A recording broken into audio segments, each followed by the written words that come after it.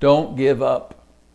If you're feeling like giving up, if you're feeling like tossing in the towel, if you're feeling like waving the white flag, if you're feeling like surrendering, my job in the next few minutes is to convince you not to give up. I think God has a word for you. I really do. And I think He might even use an old preacher like me to share it. 8 minutes, that's what I need. If you got them, hang around. We're going to talk about the miracle of the empty tomb and the stone that was rolled away. And I believe that miracle reminds us that our great God is always with us, ever near, that we are never, never alone. If you don't have the time, please, no worries. Post your prayer needs before you slip out. The Gospel of John tells us that on Sunday morning after the crucifixion, Mary Magdalene went to Jesus' tomb. Now this was a somber task for her. The morning promised only one encounter, an encounter with a corpse. Jesus the Christ had become Jesus the corpse. She did not know that this was the first Easter. She wasn't hoping that the tomb would be vacant. She wasn't preparing what her response would be when she saw the resurrected Jesus. She had absolutely no idea that the grave had been vacated. There was a time when she dared to dream, when she dared to hope for the impossible, but not now. It's too late for that. It's too late for the incredible. I mean, the feet that walked on the water had been pierced. The hands that healed the lepers and healed the sick had been stilled, nailed to a cross. Noble aspirations had been spiked into Friday's crucifixion. Mary came to place warm oils on a cold body and bid farewell to the one man who gave reason to her hopes. But it wasn't hope that led Mary up the mountain trail that day to the empty tomb. It was duty. It was duty. It was just naked devotion. She expected nothing in return. What could Jesus give? He was dead. What could a dead man offer? She was not climbing the mountain to receive. She was going to the tomb to give. Period. That's it. There was no motivation more than that. But you know what? There's no motivation more noble. There are times when we too are called to give, called to love, expecting nothing in return. Times when we are called to give money to people who will never say thank you, to forgive those who won't ever offer forgiveness to us, to come early and to stay late when no one else notices, no one applauds. Service prompted by duty. This is the call of discipleship. And as Mary walked toward the tomb early that morning, in her call of discipleship, she was met with a huge surprise. The stone had been rolled away. The tomb was wide open.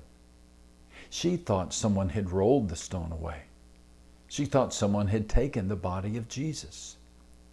One interesting question to ask is, did the stone have to be removed in order for Jesus to come out? Did Jesus need help? Was the death conqueror so weak that he couldn't push the stone away, push the rock away? Hey, could somebody out there help me? I'm stuck inside the grave. I need somebody to move the rock so I can get out. You know, I've wondered, perhaps that stone wasn't moved so Jesus could come out. Perhaps it was moved for us who needed to see in. Look what happened next. She ran and fetched John and Peter, and both peered into the tomb. And when John looked into the empty tomb and he saw the linen wrapping and the vacant slab, he saw the place where Jesus' body had been. John says he saw and believed. John 20 and verse 8. Now, he didn't understand all the intricacies of the resurrection, but he did understand that life was going to be different from then on. He understood that their rabbi conquered death. Let's look at what happened to Mary when she peered into the empty tomb. John tells us that as she was weeping, she saw two angels, white, sitting where the body of Jesus had been lying. She saw two angels. That's in verse 12 of John chapter 20. And then Jesus appeared to her. At first she thought he was the gardener. But when he said her name, she realized it was her Messiah, her teacher, her Savior. Like Peter, like John, Mary's look, Mary's gaze into the tomb helped her believe. And if the gaze into the empty tomb wasn't enough, Jesus brought angels and himself to surround her. You see, our God is a God of surprises. It's as if he said, I can't wait any longer. Mary came this far to see me. I'm just going to drop in on her. God does that for the faithful, friend. He does that. Just when the womb gets too old for babies, Sarah gets pregnant. Just when the failure is too great for grace, David is pardoned. And just when the road is too dark for Mary, the angel glows and the Savior shows, and Mary will never be the same. The lesson? 3 words. Don't give up. Don't give up. Is the trail dark? Don't sit. Is the road long? Don't quit. Is the night black? Please don't quit. God is watching. God is watching. For all you know, at this very moment, your stone may be rolling. The check may be in the mail. The apology may be in the making. The job contract may be on the desk. Please don't quit. Please don't quit. For if you do, you might miss the answer to your prayers. God still sends angels. God still moves stones.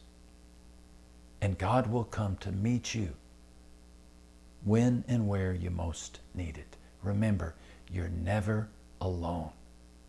You're always in the presence of your loving Savior. Don't quit.